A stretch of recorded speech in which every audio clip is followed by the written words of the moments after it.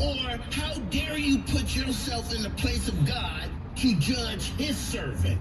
Tony Clark translation. As Christians, we're all God's servants. Notice I said as Christians. I need folks to stop saying, well, everybody Thank you. is God's children. How we going? No, they're not. We're all God's creation. You're only a child of God through faith in Jesus Christ. See, because they lack the understanding of what I just said, this is why at funerals, they throw everybody up in heaven. Because no matter what, we're all God's children. So you die and you go back to God. The devil's a liar. That's not how any of this goes. John 1:12 says, for as many as received him, to them he gave the right to become children of God, even to those who believe on his name. Those are the ones he gave the right to be children of God. First John 3, it says clearly two groups of people in the world. He said there's the children of God and the children of the devil. First John 3, verses 8 through 10. The children of God and the children of the devil. There's only two groups of people in this world. It's not we're all God's children. No! Let's stop saying that. As Christians, we're all God's servants.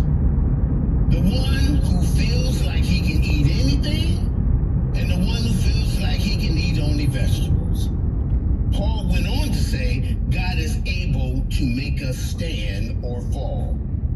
It is sad today that Christians base their moral judgments on opinions, personal dislikes, or cultural biases, rather than the Word of God. When we do this, it shows that our faith is weak. God is clear about things in his word, and as his servants, he is able to guide us accordingly.